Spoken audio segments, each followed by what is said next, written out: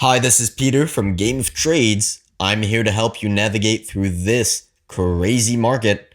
Make sure to subscribe to the channel so that we can help you every step of the way. Now, in this video, we're going back in history and we're going to compare some of the things that we're seeing right now in the markets that suggest we're close to a long-term top. We're going to mainly focus on the valuations of the stock market right now, but I really suggest you follow till the end because we're going to cover an indicator that I really find fascinating, and it's going to potentially tell us exactly what's going to happen just over the next few weeks.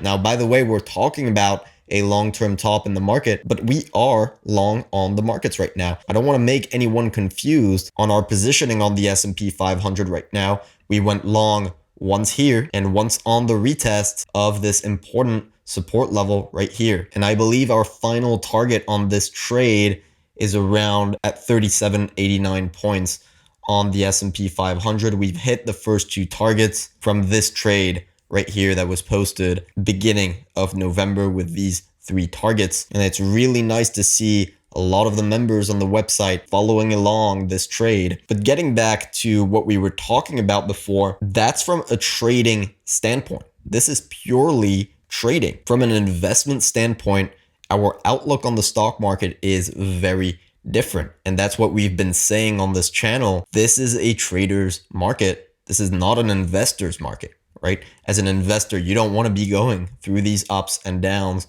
on your stock portfolio. And plus, there are a lot of major risks in the market, which is something we're going to talk about extensively in this video. So we are out of the stock market. So we are 100% out of the stock market, likely for the next few years, unless we see some type of big deleveraging over 2021, which is definitely still in play. Right now, the majority of our capital is still invested in value. And when I talk about value, I'm talking about gold, so precious metals, gold, silver, and crypto. All right. We started positioning in cryptocurrencies during the month of October on Bitcoin, on Ethereum, and so far that has played out nicely. That being said, short-term gains on the S&P 500 are definitely something we're going to look to take advantage of before the markets make their ultimate long-term top. So we're going to mainly focus on the year 2000 today and mainly talk about valuations. So specifically the price to earnings ratio. This is something we've covered before on this channel, but this chart has evolved very quickly over the past few weeks. Look at where PE ratios are now in December 2020. We are in extreme bubble territory. So what this does is it measures how much you pay, how many dollars you pay in proportion to how many dollars the company makes. So it literally tells you if what you're buying is cheap or expensive relative to their earnings. And so you can see this ratio typically stays between around 20 and 10. So that's the range in which PE ratios tend to bounce up and down depending on economic conditions. When you have high interest rates, you're going to tend to have lower PE ratios. When you have low interest rates, you're going to tend to have higher PE ratios. Now, something I want to say straight away, just because the stock market is very overvalued does not mean it's going to crash tomorrow or the day after or next week or even next year. It can stay overvalued for long periods of time. Look at this. In 1997, we were already in that bubble territory above 20 PE ratios, and it stayed in bubble territory for another 2-3 years. And that's one of the reasons that we are long from a trading standpoint on the stock market right now, because we're in a bubble. And that's when you get a lot of gains in a very short amount of time. You cannot use PE ratios to justify your trading strategy, but you can use PE ratios to justify your investment strategy, which is why we've been gravitating towards precious metals, cryptocurrencies. Commodities are a big part of our investment strategy on Game of Trades. We've made multiple articles on the commodities bull market that's going to be coming in the next 4 or 5 years. But back to the S&P 500, I know I'm going to get those comments, and they're absolutely justified. There is one thing that did change over the last 20 years, and that is tech stocks appearing. Before the dot-com bubble, you didn't have these big tech giants, which are basically growth monsters. And so they tend to have higher PE ratios because investors price in expected growth in the future. And I can show you a part of an article from Investopedia talking about this, that a higher PE ratios shows that investors are willing to pay a higher price for shares today because of growth expectations in the future. And I completely understand that argument. Some of these stocks have a lot of potential in the future, and that is definitely something that you can bet on. And that is speculation, right? And I have nothing wrong with that. That's what we do in our trading. It's speculation is a big part of our strategy, but not in terms of investment.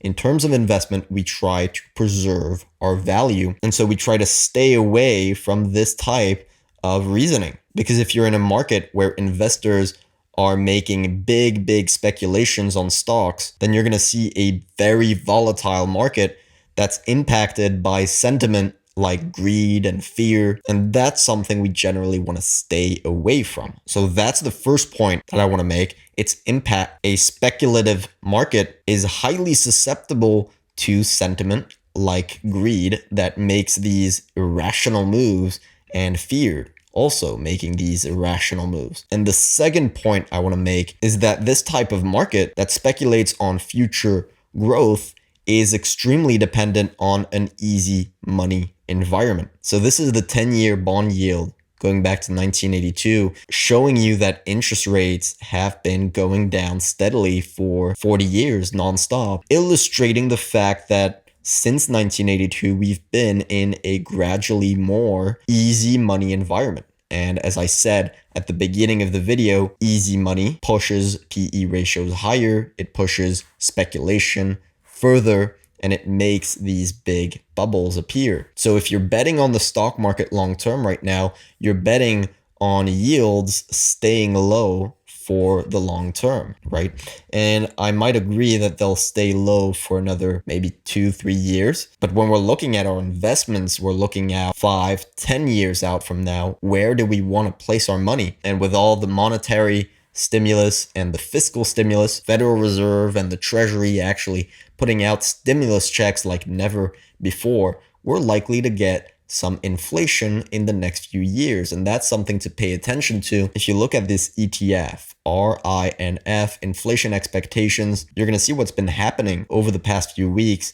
We're getting this big move up in inflation. And that's not something that we can just ignore. We've had a massive stimulus over the past few months, and we're seeing inflationary pressures start to build. So if you're betting on the stock market long term right now, this is not something that you want to be seeing, right? If inflation gets out of hand, you're going to start seeing the Fed back away. You're going to start seeing the fiscal stimulus back away. And they're going to do that as soon as they think that the economy is somewhat back on track. And we mentioned that in the last premium video, that might actually be the trigger to the insolvency crisis that we've been talking about. If we see a big move in inflation that continues over the next few weeks, we might start seeing the Fed step back away from all that balance sheet expansion, which might get a few companies into trouble. And once one big company goes bankrupt, you tend to have a domino effect, which again is definitely a scenario that is in play. And in that scenario, you do not want to be in the stock market.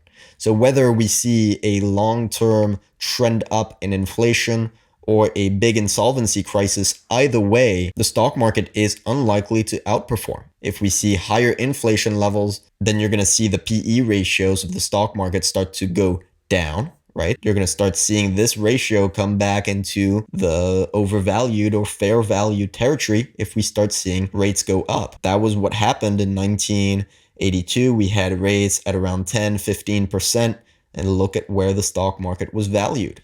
It was fairly undervalued. And obviously, if we see an insolvency crisis, well, That's bad for the stock market. There's a huge amount of leverage, and they don't have the ability to lower rates anymore, which is definitely something that is going to worry investors. So we really believe that every bit of profit possible has been squeezed out of stocks, and we're really in that last phase of the bull market, which again might be exponential in terms of the gains that we see. Now, I briefly mentioned sentiment, so we're going to talk a little bit about that. We've already looked at the CNN Fear and Greed Index. We've analyzed the put-call ratios that have been staying low for weeks on end, which is typically something you see towards the end of a bull market. And now we're going to take a look at the Citigroup Panic Euphoria model, which is just another way of looking at what the sentiment is right now. And you can see it really speaks for itself. This is the sentiment right now. We're right now more euphoric than what we were during the dot-com bubble. This was the year 2000 right here. And so this is really an impressive move. Throughout most periods, this model stays within this range and really rarely leaves it. And when it does, it means we're in a bubble. So by all metrics, we are in a type of bubble. Who knows how long it can last? That's why we follow the technicals day to day, and we're going to try and time this as beautifully as possible. Now, the last thing I wanted to take a look at in this video, and that was the indicator I was referring to at the beginning of the video, is this picture right here. I believe we retweeted that on Twitter. You can go and follow our Twitter account. By the way, we retweet posts that we find relevant to what's happening in the markets right now, whether that's stocks, precious metals, or crypto. And we retweeted this, which is definitely something that we thought was interesting to look at. And it highlights the Fear and Greed Index from CNN that we've already looked at before, right? We were greedy. We were at a almost 100% reading on this index just a few days ago. And now it's come back down. And you can see before every major top in the market, right, we had this type of reading. Two tops, a double top in greed. And so that does not mean the same thing's going to happen again, but it means it could happen again. And that's very important to understand, that just because you got one reading on the greed index doesn't mean you're going to crash straight away. You might get another reading. And so what I found interesting on this chart is that if you measure out from this point here to where that was during the stock market, it was actually a few weeks before the ultimate top. And same thing here, and same thing here, and same thing here. So that fits very well to what we've been saying over the past few weeks. It's that we're getting closer to a long-term top. Now, whether that will be a multi-month top or a multi-year top, that's very difficult to say for now. Now, of course, don't take my word for it. Make your own research before making any investment. We've been right before on the stock market, but we've also been wrong before. Back in April right here, we expected this move to fail at resistance, right? We thought we were in a new bear market and that this was a bull trap scenario. So we had to readapt our thesis once we had broken out. We bought the dip heavily right here. So that is definitely part of trading, stating your thesis. And if you're wrong, well, limit your losses and readapt if you need to. So that's about all I wanted to cover in this video. If you enjoyed, make sure to drop a like and subscribe if you haven't already. In the meantime, good luck on your trading and see you next time. So, you want to invest in the cryptocurrency market, but you don't know where to start? Welcome to the Covesting module on PrimeXBT. The Covesting module helps investors and talented cryptocurrency traders find each other. With an easy-to-use interface, you can compare and replicate successful strategies with a proven track record. You can follow multiple trading strategies to diversify your risk. Covesting module on PrimeXBT. They trade, you profit.